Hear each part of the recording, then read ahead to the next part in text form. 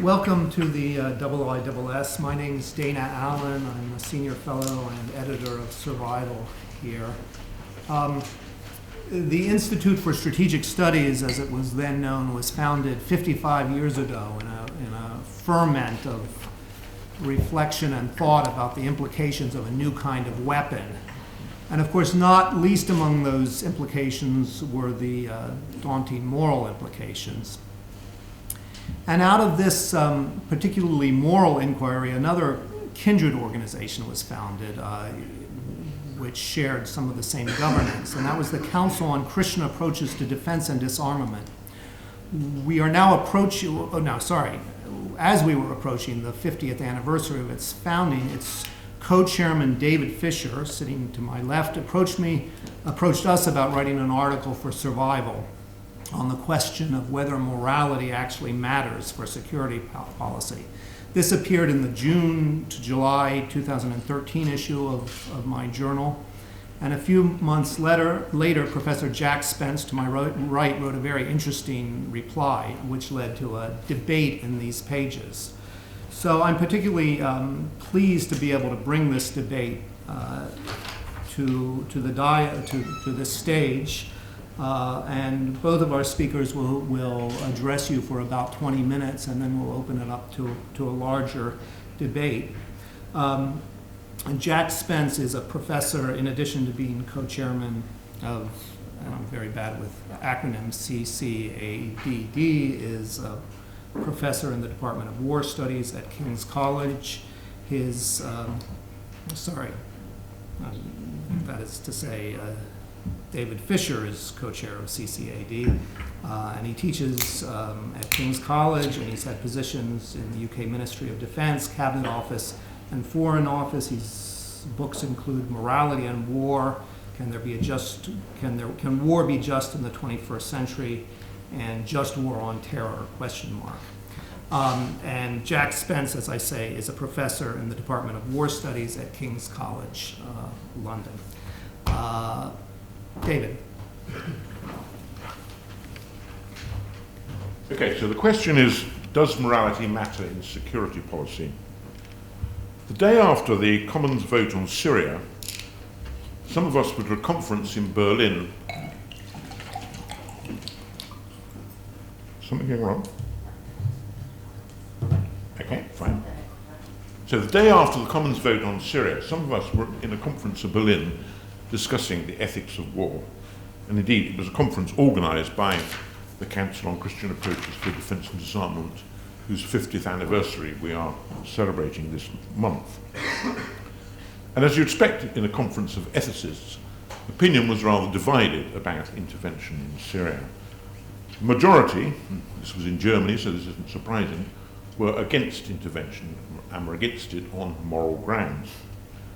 But there was a small minority, led by a Dutch peace worker, who were in favour of intervening to prevent the slaughter of innocents. And they too were arguing on moral grounds.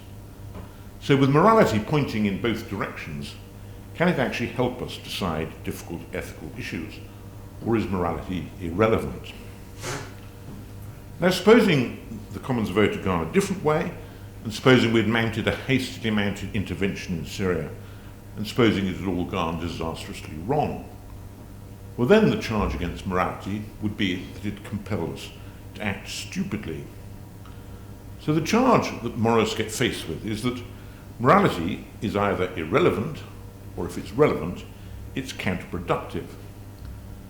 Now that was the charge made by Hans Morgenthau, the founder of modern realism, and he illustrated it by the story of what happened in 1939 when Britain and France declared war on Russia after the Russian invasion of Finland. And they did so because Russia had breached the revealed principles of the League of Nations. Now, in order to invade Russia, they had to go through Sweden, and the Swedes, fortunately, refused permission. So, if it hadn't been for the happenstance of Sweden's obduracy, Britain and France might have declared war on Russia, and so opened up a second front at the same time that they were at war with Nazi Germany. And that, Morgenthau thinks, is an example of how morality can lead us to do stupid things. So morality is presented with two horns of a rather unenviable dilemma. Either it's irrelevant, or if it's relevant, it's counterproductive. So perhaps it's best to leave morality out of issues of security, or at least give it only a restricted role. It only employs force to protect national interests, leave morality out of it, and above all steer well clear of conflicts like that in Syria. Well, that's the view of the realist. And realism has been in vogue, indeed in a somewhat predominant position within international relations, for most of the second half of the 20th century. There was a brief period of liberal interventionism from the 1999 NATO intervention in Kosovo through to the 2011 intervention in Libya. But realism seems now to be coming once more back into fashion. Certainly there is an isolationist mood in America, particularly powerful in the right wing of the Republican Party and led by the Tea Party. And there's a similar isolationist mood amongst the right wing of the Conservative Party, the anti-European faction who voted against their government in the vote over Syria.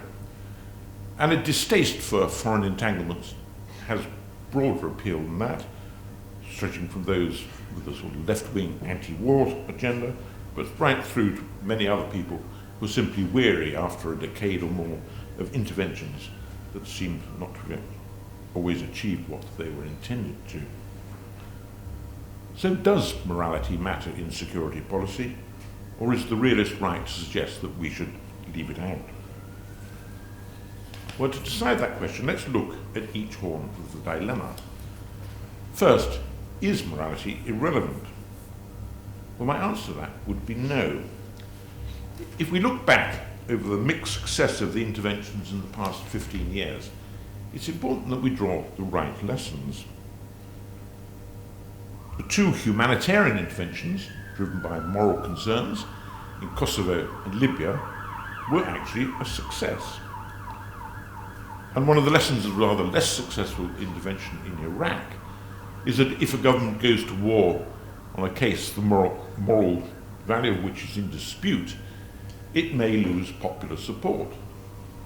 And a further lesson of the Iraq war, I would say, is that government can also lose popular support if it conducts the war without due ethical restraint, as was evidenced by the public outrages that attended the scandals at Abu Ghraib and those attending the murder of Hamouza in Basra.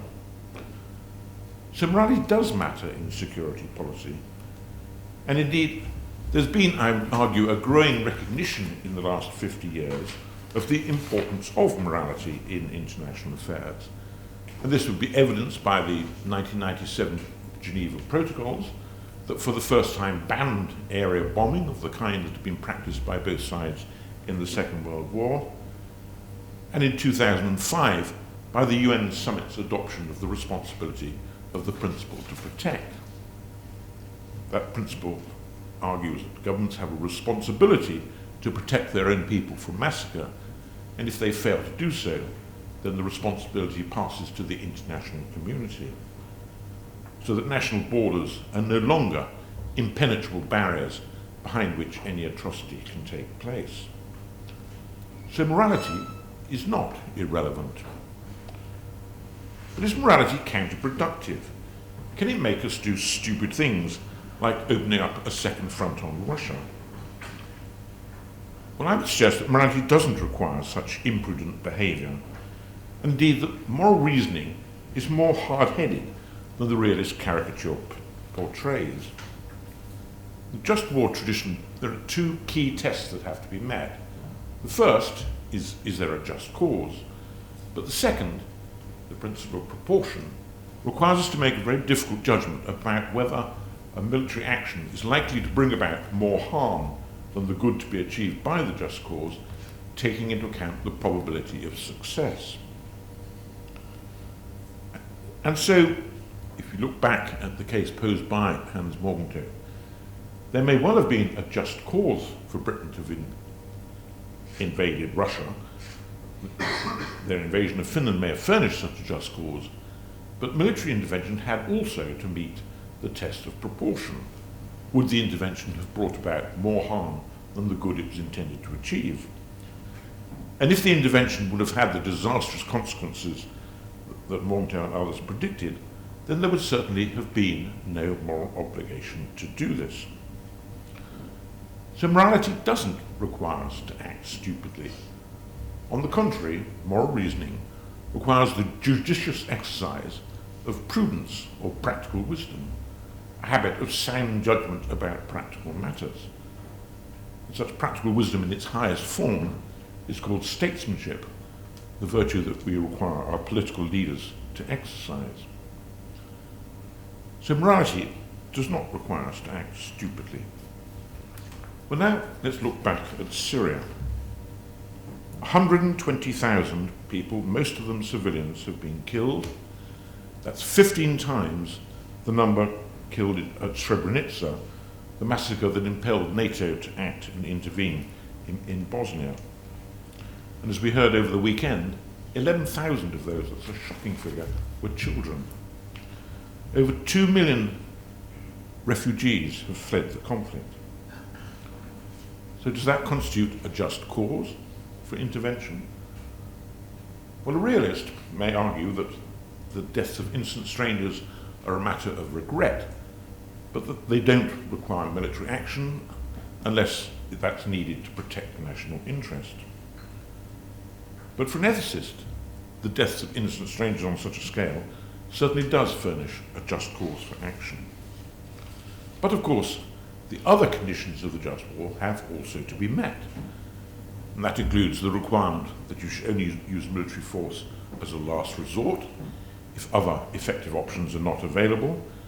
And above all, it requires the application of the principle of proportion. Will the intervention bring about more good than harm, taking into account the probability of success?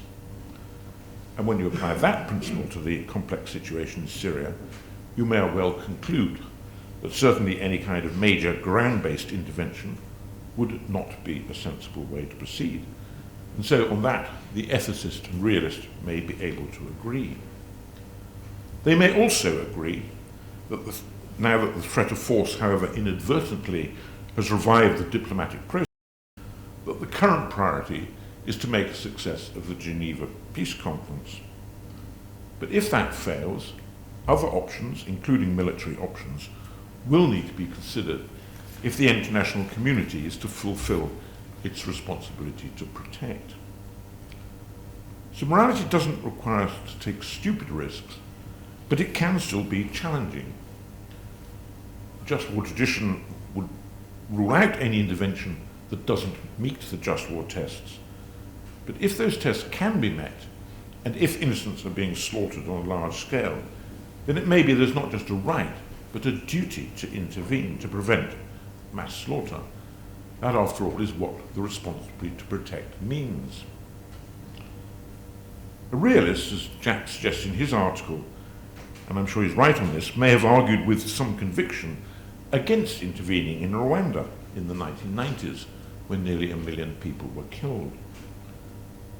But supposing it were the case, as some experts at the time assessed, that a brigade-level intervention by sophisticated Western forces could have prevented the genocide, which was after all carried out by machete-wielding assailants. Supposing they could have intervened successfully, then morality would surely have required that they did intervene, and that they had a duty so to do. The realist sets up a clash between the unworldly ethicists and the worldly-wide realists. The moralist might be a nice person to have a discussion with over tea on a Sunday afternoon, but is not the sort of person you want to have messing around in affairs of state. The moralist may stick to her principles regardless of consequences, but we need our statesmen to show a prudent regard for consequences. But that clash paints an entirely unfair view of the nature of moral reasoning. The moralist is not as naive or as unrealistic as that picture assumes. Moral reasoning is much more robust and hard-headed than that. And indeed, as I've suggested, it requires applying not just the test of just cause, but also the test of the principle of proportion that requires us to assess whether military action is likely to bring about more harm than good, taking into account the probability of success. And that, of course, requires taking consequences into account. So where prudence guides, the claims of morality and realism may coincide. But where they may differ is that the claims of morality can be more challenging than the realist, even a moderate realist like Jack, is prepared to meet. So it may be more realistic to be moral, but it's not always moral, in my view, to be a realist. The international realm is not a moral-free zone. The responsibility to protect was an important step forward for morality. It was a belated rediscovery in the 21st century of the altruism and universality of the just war principles as taught by Vittoria in the 16th century. It was a rediscovery that military force can, in the now unfashionable phrase, be a force for good. And it would be perverse if humanitarian intervention were now to fall out of favour because of the Iraq intervention, which was an unjust intervention and also was not a humanitarian intervention. So my worry is that if we draw the wrong lessons from such a failed intervention, we may be about to enter into a new era of isolationism, where we would once again stand idly by, while, as in 1994, 1 million people were slaughtered. That might be realistic, but it would certainly not be moral. So morality does, in my view, matter in security policy. David, thank you very much. I'm now going to ask Professor Spence to take the floor. Professor Spence's introduction that I gave him earlier was somewhat truncated by my loss of a piece of paper, but I just want to add that he's had academic posts in South Africa, Wales, Leicester, was Director of Studies at Chatham House and an academic advisor to the Royal College of Defense Studies, and many other academic posts and visiting posts, and has already been introduced as a moderate realist. So we'll hear what one sounds like.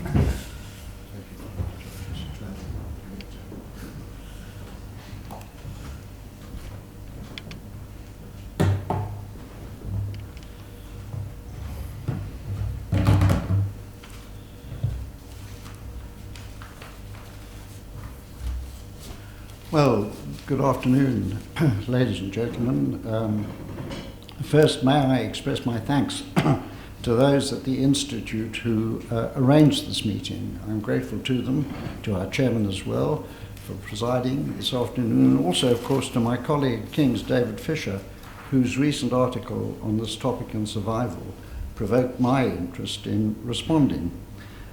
I suspect that intellectually we are not all that far apart. I prefer to think of this occasion, and I hope you haven't been misled in the publicity for it. I prefer to think of this occasion as a kind of colloquium for two individuals, with the audience perhaps joining in as well, rather than a straightforward partisan debate. Indeed, I think I might describe myself, and this is really giving the game away, I might describe myself as a liberal, thinly disguised as a realist, trying desperately to escape the shackles of orthodox, the intellectual shackles of orthodox realism. Let me tell you where I'm coming from intellectually, so you have some idea of how my thinking has developed over the years. I'm a product of the so-called English School on International Relations, which of course was devised and still flourishes across the road at the London School of Economics and the University of Cambridge. I've sat at the feet of some splendid teachers at the LSE, Charles Manning, Martin White, Hedley Bull, a friend, a mentor over many years. And let me just briefly quote from a recent review in the current number of International Affairs about theory and international politics. The reviewer makes the point that there have been 5 theories, as it were, of international politics: realism, internationalism, Whiggism, liberalism, and radicalism. And he also makes the point that the traditions, these so-called traditions, are fungible and permeable in the sense that it's possible for many scholars to belong to both simultaneously. And I think that's certainly true of me, and I suspect it may also be true of David. At that time, when the English school got underway in the 1950s, my generation was profoundly influenced by the highly selective writings of dominant 20th century scholars such as E.H. Carr, who I think was the best of them in many ways, Hans Morgenthau, who David has quoted, and Reinhold Niebuhr, the great American theologian. Of these three, in terms of their impact on young, impressionable minds, the most influential was Morgenthau. You may recall his trenchant emphasis on international relations, and I quote him, as a struggle for power involving states in continuously preparing for, actually involved in, or recovering from organized violence in the form of war. Now, this unrelentingly bleak definition of realism echoes Hobbes's famous state of nature, where states are constantly on their guard against attack from other states, engaged, in fact, in a kind of contest of a war against all. Now, I happen to think that there's more to international relations than that definition implies, and that's why realism, to some degree, has profound limitations. And what the English school tried to do, and still tries to do, is to escape the seductive grip of orthodox realism. The intellectual pedigree of realism is not in doubt. It goes all the way back to Thucydides, Hobbes, Machiavelli, etc., etc. But its weakness as a doctrine, as a theory of explaining international politics, is that it seems to offer no possibility of breaking the seemingly endless cycle of war followed by peace and a precarious balance of power which holds the peace for a moment and then in turn breaks down, leading to a resumption of the cycle yet once again. That, I think, is the message that Morgenthau was conveying in that particular quotation. Charles Manning, my old teacher, made a plea for what he used to call sophisticated or enlightened realism. He and his colleagues in the English school acknowledged the anarchic nature of the International Society of States, but they took endless intellectual pains to find a role for ethical principle in the conduct of international relations. Just last week, I attended a memorial occasion for the late John Garnett, professor at Aberystwyth, a great realist by any standards, to his very fingertips. But there he was described at Russi, where the celebration of his life was held. He was described as a humane realist. In other words, he was aware that ethical and moral considerations cannot be ignored. Now, it was not easy during the Cold War being liberal, because the necessity for maintaining order in international relations invariably prevailed over the claims for justice for oppressed peoples, whether they were in the Third World or in the Soviet-dominated Eastern Bloc.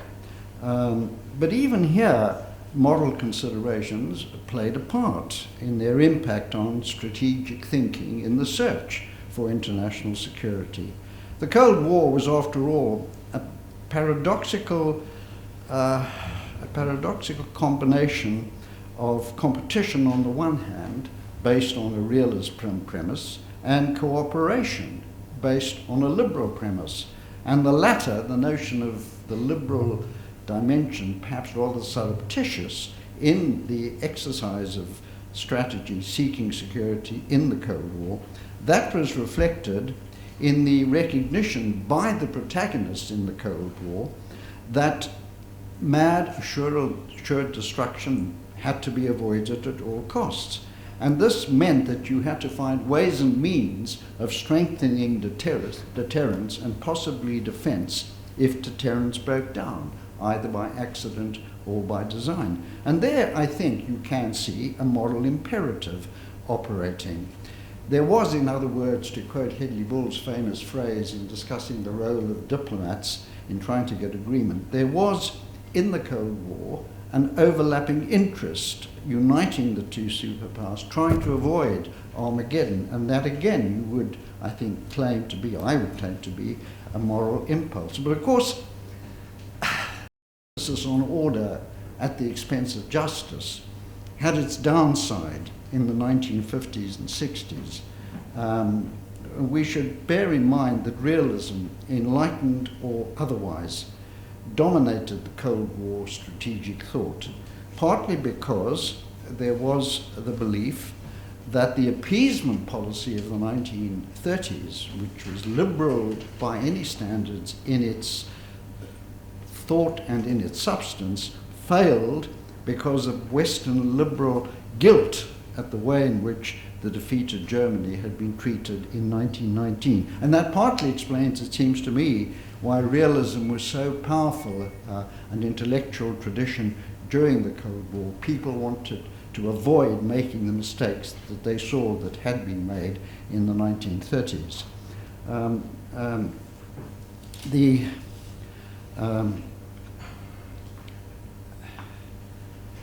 The general point I want to make, I want to stress, is that realism and liberalism can and do at times intersect.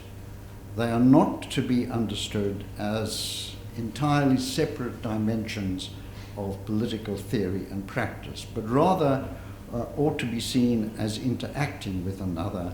For example, the doctrine of the national interest. It's a key tenet of realism. This can and does very often have a moral content, although its strength and the impact it makes on policymakers may vary very much depending on circumstances. Now, we've seen this interaction work day by day during the Cold War, but there are other examples where the major area to consider in this context is the link between morality and strategic planning and executive. It's a truism to say this, I know, but one worth, I think, emphasizing here, that the best laid strategic plans can go awry, but they should, if they're to avoid that outcome, have an ethical dimension.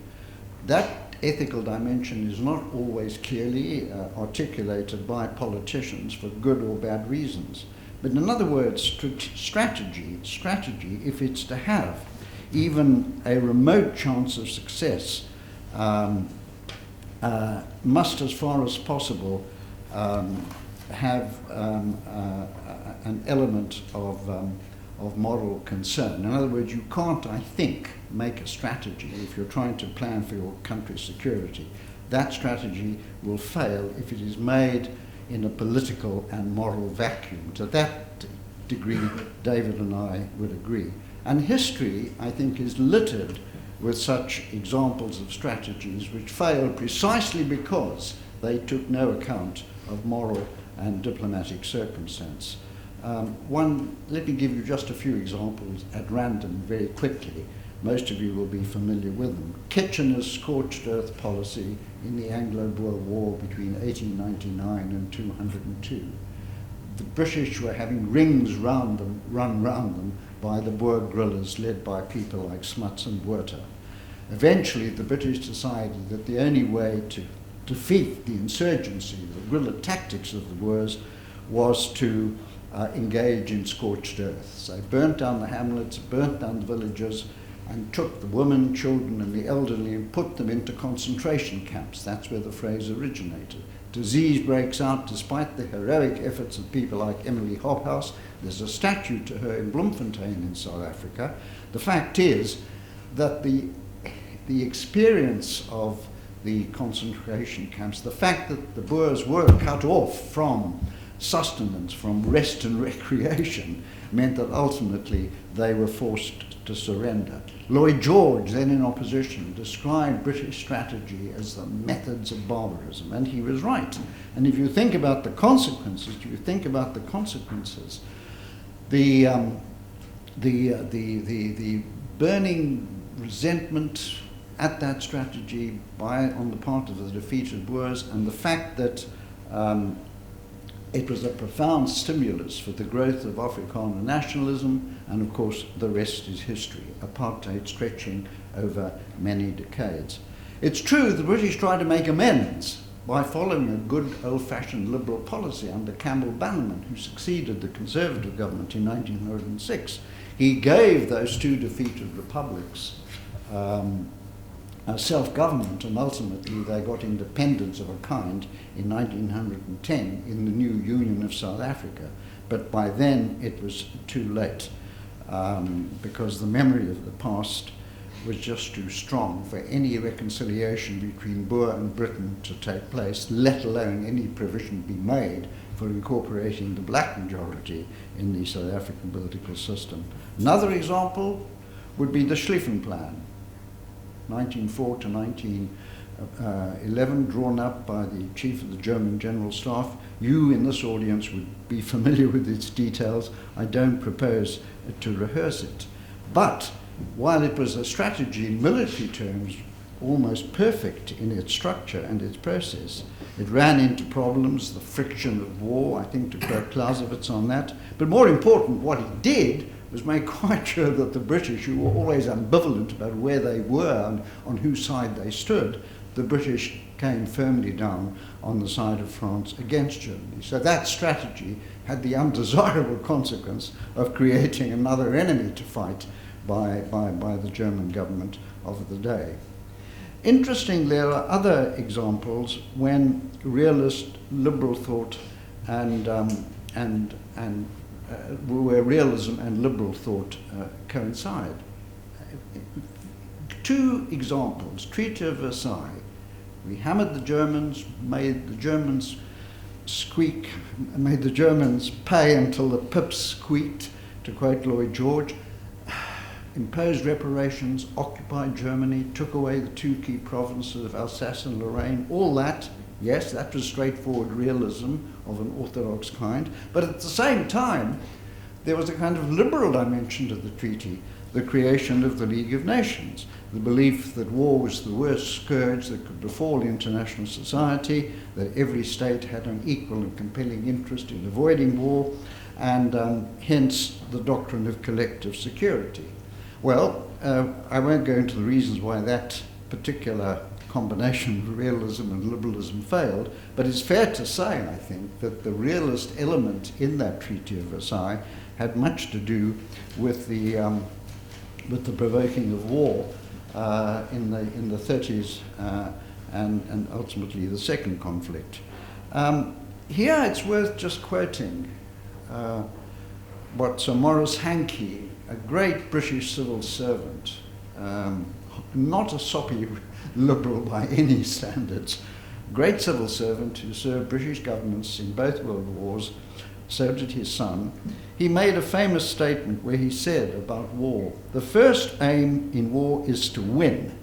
The second is to prevent defeat. The third is to shorten it.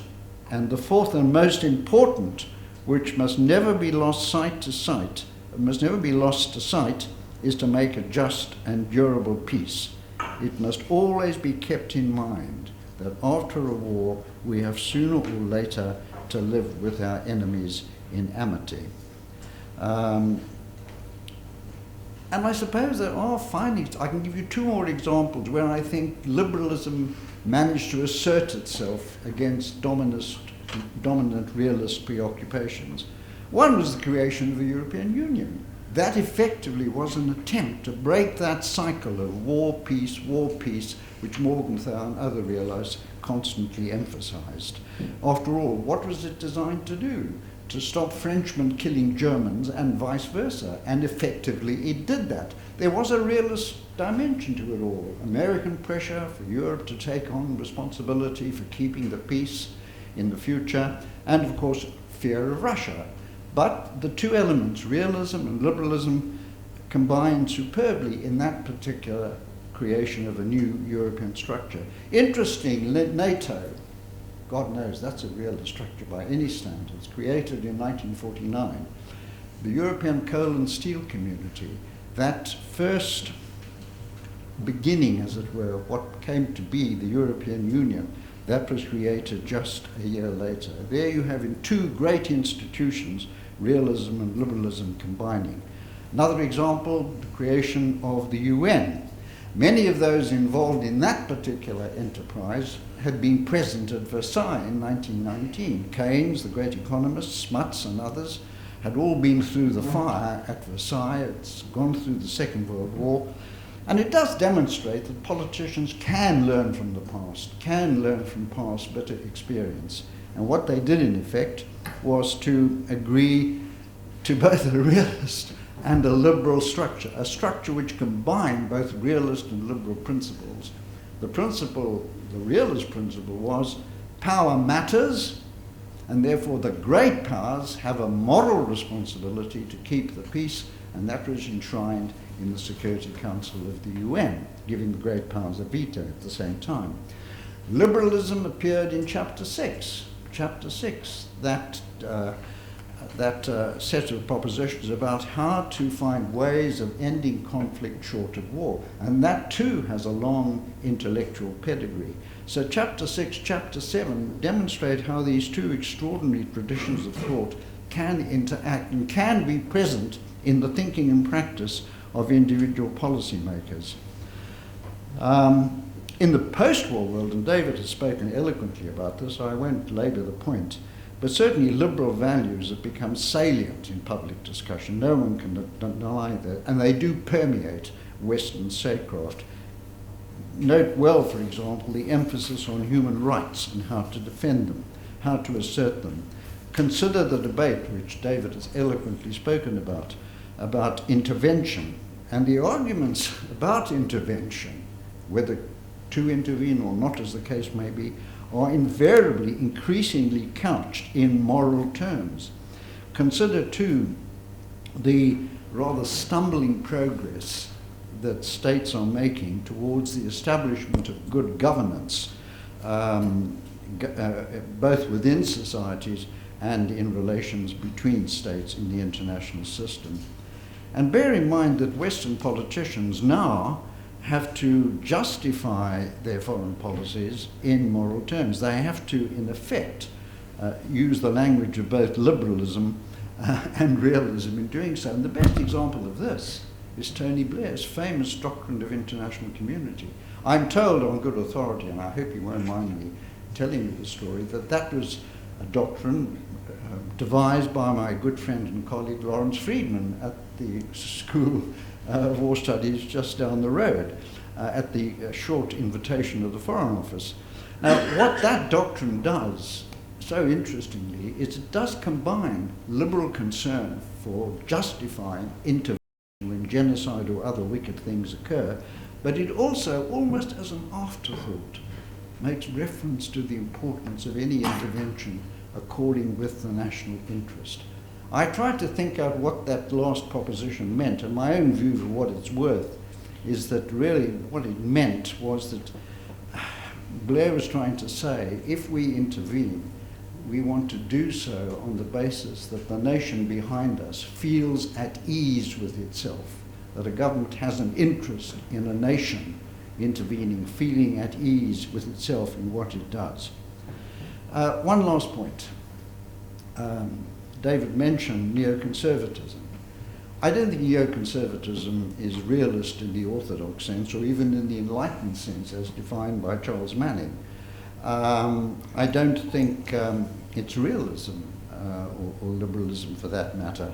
It strikes me as a doctrine which is profoundly radical, indeed revolutionary. It's ideological in the extreme. It's imperialist, I think, in thrust and momentum. It brings together, it tries to export, to impose values that are seen as universally applicable, universally desirable. And in doing so, it cuts across cultural boundaries which might well have unforeseen circumstances. By contrast, it seems to me, the enlightened realist, the humane realist, is one who stresses that if you're engaged in policy making, engaged in negotiation, engaged in discussions with other states, however unpleasant you may think them, nonetheless there is a sense in which those old-fashioned conservative values, which liberals share, restraint, tolerance, willingness to compromise, prudence, that those values should effectively inform one's strategy. And both liberals and conservatives and realists, I think, would have no difficulty agreeing. And above all, enshrined in that strategy, that diplomatic strategy, one should bear in mind Sato's famous definition of tact and intelligence as the best way of informing good diplomacy. The burden of my talk this afternoon has been to demonstrate that there is a connection between liberalism and realism, and this tension between them, I think, can be constructive. It's not always constructive, I grant you, but good statecraft must, I think, acknowledge that the competition between the two can be valuable, can be helpful, can contribute to helping us understand what that great American psychologist William James said was the booming, buzzing confusion of international politics. And I'll leave it at there, Mr. Chairman. Thank you.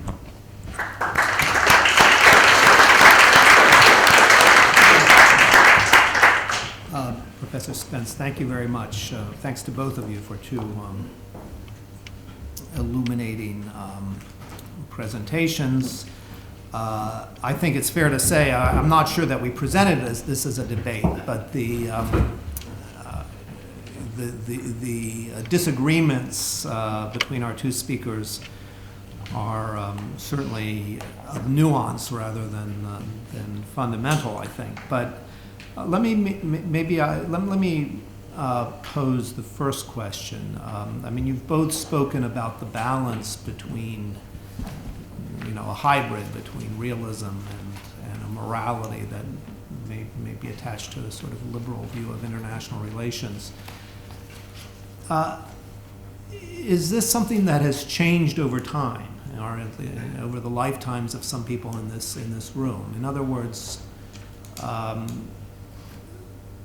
was the realist world that Morgenthau described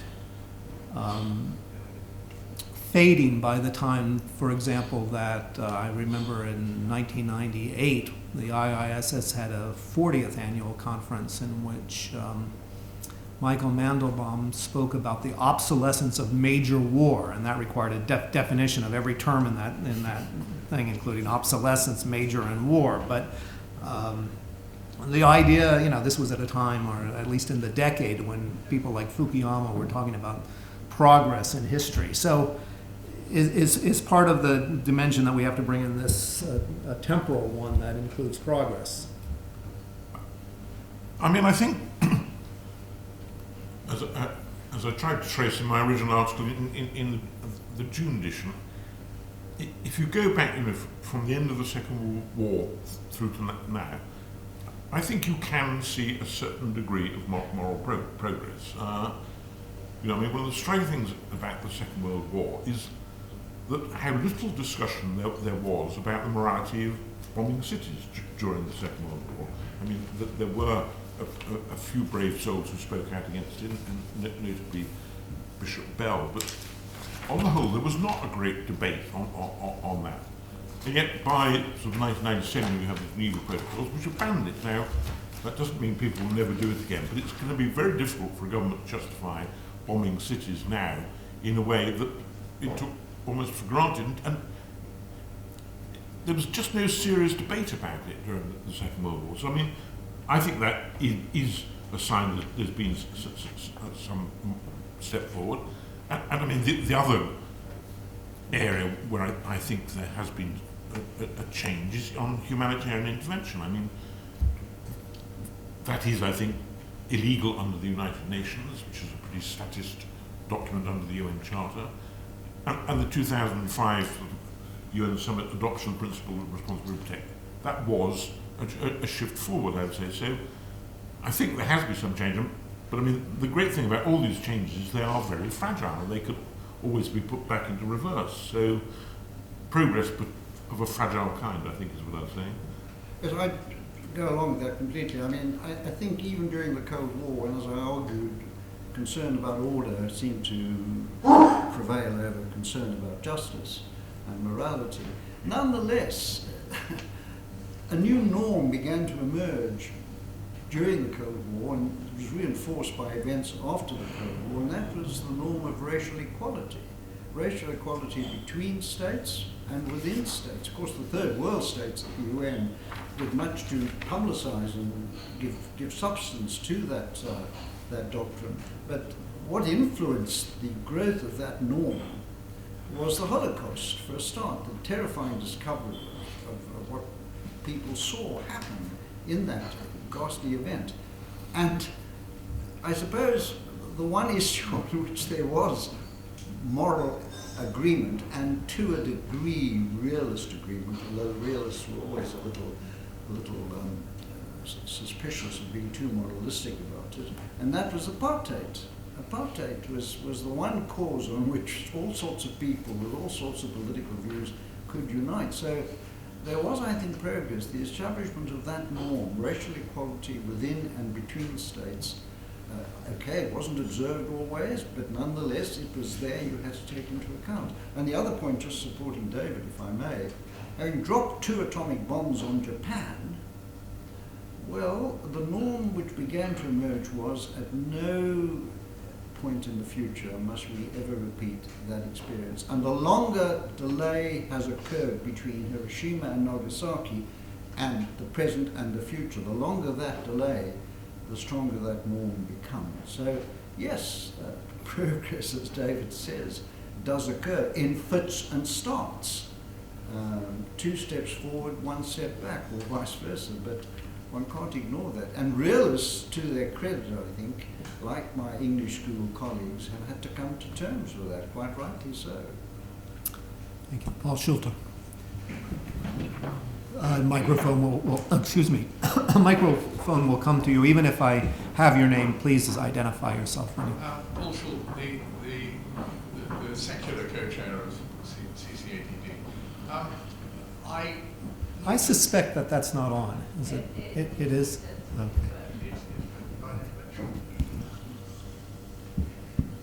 Does that work? That's much better, thanks.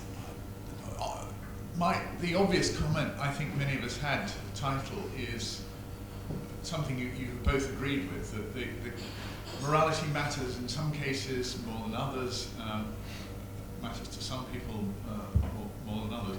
So I would suggest it matters to democratic electorates over discretionary interventions and military choices. But if that's true, it's worth remembering that there are a lot of publics, probably the majority of the human race, and I think the majority of governments, who are very uncomfortable to the point of detestation about the idea of humanitarian intervention and the overthrow of regimes. And this has intensified since Libya, on the basis that no good deed goes uncriticized and unsanctioned. It now looks as though we will find it very hard ever to get a UN Security Council legal approval for interventions. I think it's also worth looking at the idea of change. It is possible, isn't it, that the Friedman-Blair speech came at the high point of a particular kind of intervention, high technology, multinational, complex emergency with a nation-building sequel, and that's failed. It's failed in Iraq, which I think David mentioned, and where we disagree about morality, but unquestionably it's failed also in Afghanistan, which has not been mentioned, where the moral case, I think, was stronger. And so don't we have to assume that Western publics will not support future humanitarian ventures, which can lead to that kind of long-term, decades-long consequence, as they would do in Syria? Therefore, the reasonable prospects of success necessary for just war theory to operate will not be forthcoming. And these operations will not be undertaken on grounds which are both moral and prudential. And these will be inescapably fused in the future decline to get involved, won't they? Thanks. Those are two very interesting comments, questions, and I might add something to the first one because, or actually it relates to both of them, but is there a sense that morality has overreached in a certain sense? Because if I think particularly about morality makes great claims such as, for example, the author of evil deeds cannot be part of a post-war settlement, which was something that the Obama White House kind of took for granted with regard to Gaddafi. But it's taken it for granted with something that we can see the Russians simply could not swallow. I don't know if that embellishes your question in the correct direction, but. I mean, the first point, I mean, will people ever again support humanitarian?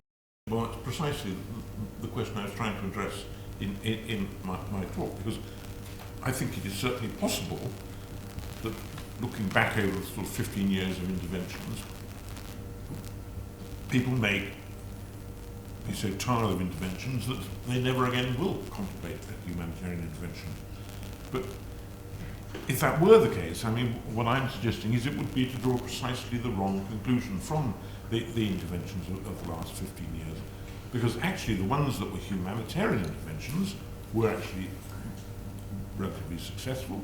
I think the Kosovo intervention was successful. I think the Libyan intervention did actually stop the massacre taking place, so to that extent succeeded.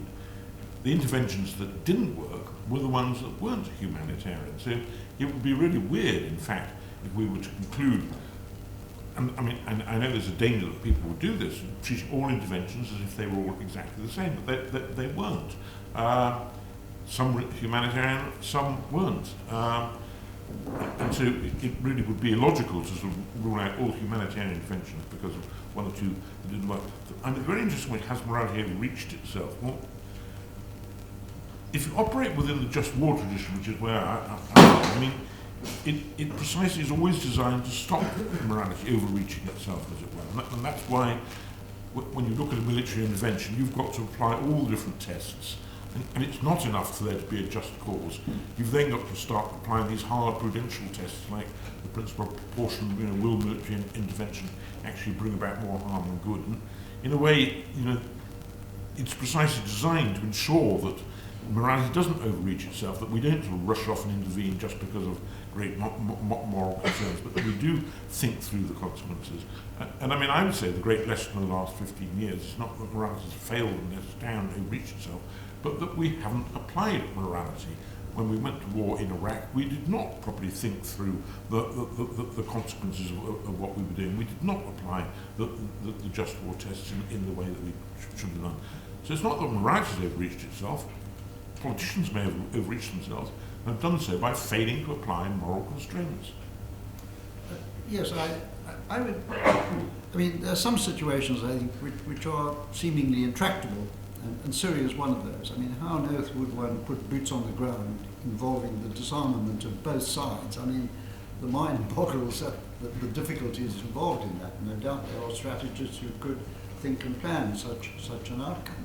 Nonetheless, despite what appears to be intractability, despite the difficulty of finding ways round this dilemma, I'm not altogether enthusiastic about responsibility to protect, which is more often in the breach rather than being honoured. There is another principle which I mentioned in my own piece in Survival, which was enunciated by a very distinguished scholar at the Sorbonne, where he talked about the obligation, this again is a liberal moral obligation, of the international society, community, call it what you like, their obligation to engage in a duty to assist. And I was reminded of a letter in the Telegraph some months ago by a retired Lieutenant Colonel, I can't remember his name sadly, who said, We can't intervene in Syria with boots on the ground. What's left? What can we do? And he said two things, two strategies are still available which we must persevere with. One was diplomacy and the other was crisis management. And the duty to assist, I think, falls into the crisis management dimension. And by that, I think one means particularly the role that NGOs can play in providing a modest degree of precarious succor to those who are suffering. So, you know, there are things that can be done and must be done and are being done, no question. But beyond that, we can't go. The one consolation, again, on David's side of the argument is, consider this agreement with Iran. Extraordinary that, yes, they reached an agreement. The President Obama, demonstrated a willingness to take risks, and that's part of the trick, I would have thought, in being a good crisis management. He took a risk, and the risk may still come unstuck at the end of the day. What strikes me as interesting about what you can do in international politics, you can from time to time contrive by diplomacy, by crisis management, by discreet underground surreptitious diplomacy, you can bring states in from the cold. We did that with South Africa. Diplomacy was crucial there, of a surreptitious kind, second track diplomacy as it's called. We did that with Libya. We did that with Iran, in a sense. I'm also struck by the fact that I don't want to go to the stake for this proposition, that very often the people who bring states in from the code, and China's a pretty good example, Nixon and Kissinger going about cunning secret diplomacy to get China into the mainstream of international politics. The people who very often engage in this kind of activity are not, you know, left-wing socialists or liberals. They tend to be hardline conservatives, but they are moved, although they might deny it, by a kind of moral impulse. De Klerk in South Africa, de Gaulle in France, bringing Nigeria to independence, and the rest of Francophone Africa, Nixon in China. That's where progress is made, diplomacy and crisis management. And that's why diplomacy, I think, and it's a subject I teach, one of the few non-kinetic subjects in the Department of War Studies.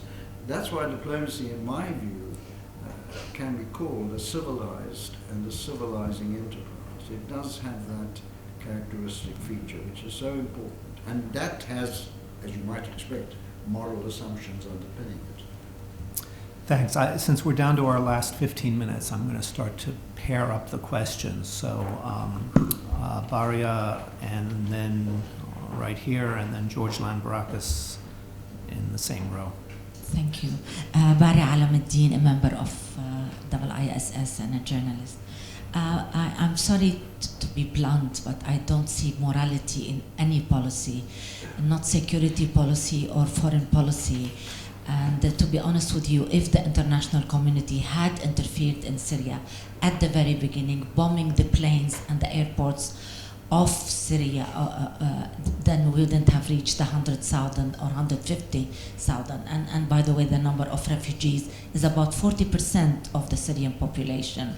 There is great morality in actually defending the people of Syria and interference. But again, I reiterate, I don't see any foreign policy. I am really encouraged that the IISS is actually even discussing such a subject. What I don't see is what we can do to help bring such subjects like Syria to morality, like indeed Palestine and the occupation of Palestine. There are many immoral issues that are going on in our lives that is making us as individuals really lose faith in morality as such. It seems to be démodé, it seems to be old-fashioned to even talk about morality in policy at large. It seems to be only states interested in their own interest, in their own self-indulgence, to be honest with you. Thank you very much. George Lambrakis. Hi, George Lambrakis. As a former American diplomat, pardon me if I bring it to the American perspective on this, but I very much agree with what with the other questioner in that I think there was a very good opportunity to stop the Syrian slaughter very early on if the United States, specifically Obama, was prepared to take the risk of doing a limited amount of bombing and a certain amount of diplomacy behind it to warn off and to try to get to this Geneva Accord, which right now looks very far away. So the basic question really is,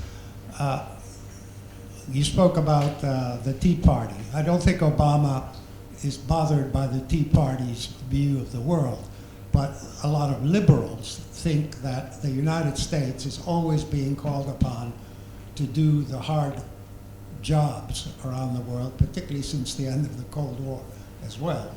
And at this point, liberals are talking about imperialism. And the Middle East, it's very easy to say, if you try to do something that isn't obviously in your national interest because somebody attacked you, such as Afghanistan, you're being imperialist. And of course, it's true that prudence, specifics, I think we should try to bring down the theory of this to specifics today. And how do you actually avoid making the kinds of mistakes that Clinton made in holding off in Rwanda for a long time and getting in very late in Serbia, and what is now happening perhaps with Obama? Thank you. Why don't, if it's okay, Professor Spence, why don't, you want more questions? Okay. I was just going to suggest that, what's been raised here is, I think, a critique of what we might identify as the conservative realist attitudes in President Obama. So maybe you would like to go first in addressing that. Well, I am struck by this will sound not very inspiring, no doubt, but I am struck by the enormous constraints that attach to policy making in democratic societies. You made the point very eloquently that you might have taken action earlier in Syria of a military kind, bombing conceivably, and that was echoed to a degree by our ambassador here. I think that, again, you can only speculate, only guess, that you're then going to have to face the possibility of both intended and unintended consequences. The intended consequences is that you will provoke the most profound hostility, anger, revulsion against the West in the Middle East generally. That would be my sense of what would follow. The unintended consequences are, and here I do go back to orthodox realism, if you're going to intervene, for goodness sake, have an objective which is realizable, which can be achieved. Have the political will, and Obama with respect to Iran had the political will, have the political will, have the resources, and the strategic context in which intervention takes place must be appropriate.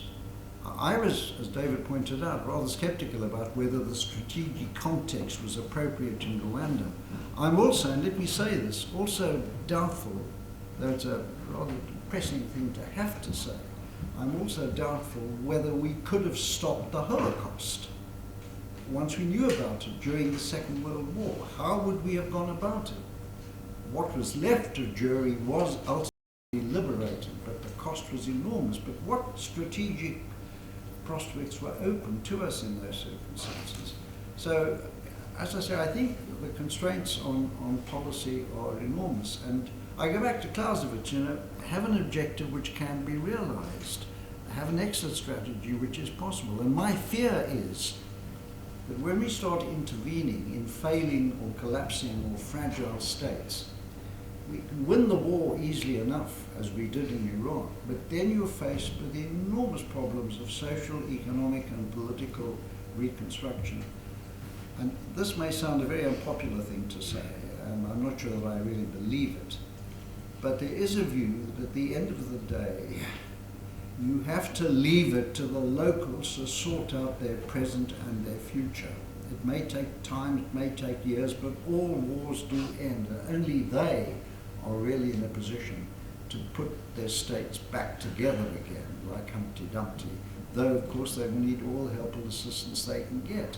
Now that is a rather crude realist view, I know, but it seems to me that at least it acknowledges that if you're going to intervene, make sure that the strategic political context is appropriate.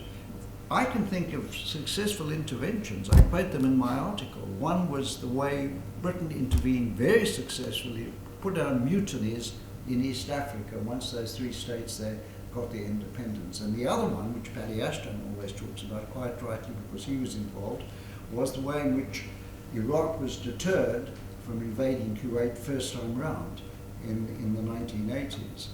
That seemed to me to be a classic example of what a good intervention could and should and did achieve.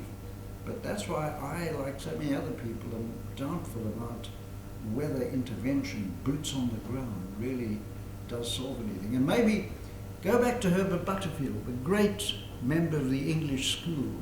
Herbert Butterfield's essays on international politics, particularly his essay, The Tragic Element in Human Conflict. We forget.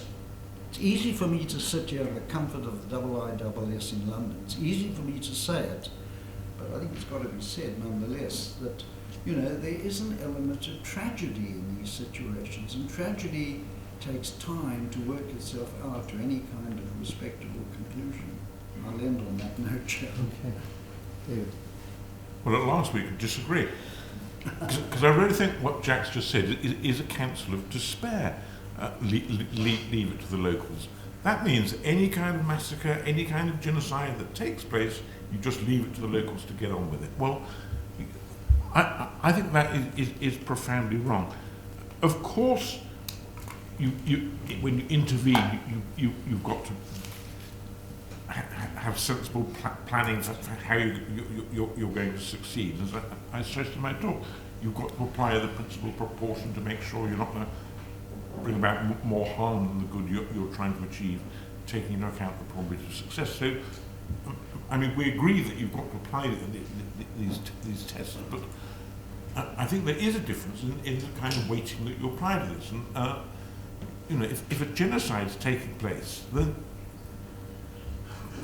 that does present a pretty powerful argument to do something about it. And I would agree. I think the implication of both of the last speakers, I think there was a failure of morality in that I do think that there would have been a strong case for military intervention right at the outset of the Syrian troubles, and I think that could have avoided some of the quite appalling consequences that we've seen from the policy of non-intervention. I mean, it's not as if there are only difficulties arising from intervention and no difficulties arising from non-intervention. All the problems that people predicted might happen as a result of intervention in Syria have all happened, and in spades and much worse, as a result of non-intervention.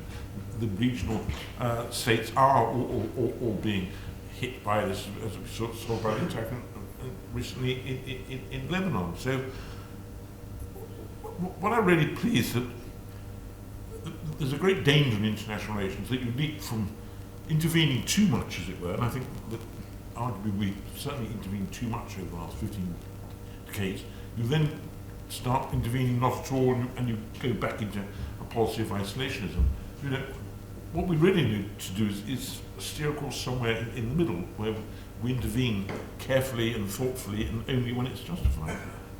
I wouldn't disagree with that, David. I mean, I wasn't suggesting we never intervene anywhere, but I think the circumstances have at least to be roughly appropriate. That's all. So I wouldn't rule it out, depending entirely on whether certain conditions are roughly being met. Just to be clear, and I'm going to ask you to save this because I'm going to take 3 more questions and then we're going to have to wrap it up. But an early intervention in Syria would have been in explicit defiance of the UN Security Council, right? Because there was no way that Russia was going to go along. So maybe that's part of the cost one has to address. Okay, we've created so much interest and we have so little time, I have to apologize profusely. I can only take the next 3 people I saw on my list. And that's going to leave more than 3 people dissatisfied. But let me start with the gentleman right here in the second row. Thanks. Phil Sabin from King's College again. You've essentially both talked about liberalism versus realism. I think there's a lot more to it, sadly, in some ways, in terms of morality in the contemporary world. Moral disagreements. Moral disagreements have been causes of wars in the past. One thinks of slavery.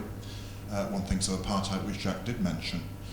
There are significant, very significant moral disagreements in the contemporary world over, for example, the rights of communities such as homosexuals and women, over attitudes to corruption and human rights, over religious dogma and factionalism. Those are, seems to be in the contemporary world just as important as the old traditional liberal versus realist discussion which you've championed. And then in the fourth row, the second gentleman and the fourth is right there, yes. Thank you. Peter Asprey, member of the Institute. Really a follow-on, I think, from the first question. I was going to ask you about where human rights fits alongside morality. Is a security policy based on morality the same as a security policy based on human rights? And is human rights, or a strident advocacy of human rights, is it problematic to a moral approach? Thank you. And then back in the front row, right here, sir. Hugh Beach, Vice Chair of the CCADD. 2 quick points. One is to re-emphasise what hasn't been touched on by Paul. Responsibility to Protect, the 2005 resolution, explicitly said that action under Chapter 7 could only be taken with agreement of the Security Council. And we've got this built-in conflict between, on the one hand, situations which are highly demanding of an intervention on the one hand, and legality, because you go ahead without the Security Council agreement, you're infringing that, and this is a built-in and extremely difficult and quite abiding feature of the thing. The other very quick one, national interest. I totally agree with what Jack Spence is saying, and I've always pleaded that some form of national interest should be built into the just war principles, because in a democracy, if you go ahead in a situation where there is where there is no national interest, and the casualties mount and the difficulties multiply, you won't be able to see it through. Okay, well, that's, I think, a good menu to begin with. Shall we go in reverse order? Jack Spence first? Try, yes. Sorry. No, not at all, no. Yes, Philip makes a fair point about moral disagreements. I mean, all I was trying to demonstrate was that if you're going to plan a strategy designed to promote your state security, then for goodness take into account the moral, political, diplomatic implications of what you do. Now, that may be old-fashioned realism or neo-realism or liberalism, call it what you like, but I think those considerations still apply and will apply certainly in the future. On human rights, I mean, that's the tough one. How do we in the West go about actively promoting the human rights of others in states which are autocratic, despotic, which pay little attention, for example, to the rights of women? I mean, the one view is, well, economic development will do it for you. You know, good things will trickle down in terms of human rights once development takes place. Once people get their heads above the subsistence parapet, the argument goes, they will then be in a position to demand human rights from within the political system. But that is a strategy which takes a long time. We've also got to be careful here. And that was really the burden of my complaints about the neoconservative movement, that there's an assumption that what we call human rights applies everywhere universally, and that we have some kind of obligation to expect our definition of human rights to countries which don't share that culture. My guess is, my feeling is that if human rights of a respectable kind are going to flourish, it will come from change within a society from people getting their heads above the parapet, as I say, and they will define those human rights to some extent in terms of their own history, their own past experience, and their own culture. It will be different from us, and why shouldn't it be? But the notion of exporting or imposing our definition of what constitutes human rights, I think that's frankly Western arrogance and Western imperialism. But I think that's all I usually want to say. Good. Dr. Fisher, you have the last word. Well, they were a very interesting batch of questions there. I mean, first, the moral disagreement one. I mean, those are clearly very important. It's one of the challenging things in Afghanistan. What's going to happen to women's rights when NATO leaves? So, cultural disagreements, moral disagreements, I mean, can be a cause of conflict. What I would say is that, though, is that I think we can exaggerate the extent of the differences, because in terms of the sort of basic objectives of reducing human suffering, there's actually, I would say, far more in common between all the cultures that divide us. And that's represented by the fact that actually every nation did sign up to the UN Declaration on Human Rights. So, you know, there is actually a great deal of agreement, as well as the differences that can also matter. Hugh raises, well, two interesting points. I mean, one, it's an unresolved dilemma, this, as to whether intervention always requires UN Security Council approval. I mean, the problem is, if you make that a requirement, then you are giving Russia and China a veto of interventions, and that's not necessarily always going to be the right thing to do. So I think that raises a more difficult one, that we need to find some better way of getting the Security Council to operate than the one we've got at the moment, because the one we've got at the moment seems to be very unsatisfactory. The question on national interest, which is, I think, very interesting, and a lot of the arguments between people in favour of humanitarian intervention and those against depend upon your definition of national interest. And so the sort of opponents of intervention will define national interest in a very narrow sort of way. You know, no British grenadier should be killed for the sake of strangers, as it were. National interest is defined very narrowly in terms of protecting your own country. I thought the definition Jack gave of national interest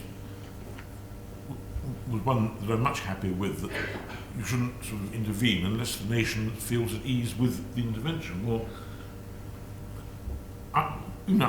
I think preventing genocide is something that a liberal democracy actually ought to have a national interest in, and ought to feel at ease with itself if it takes action to prevent genocide. So I think the idea there's a conflict between morality and national interest, again, I think that's an unreal clash, as it were.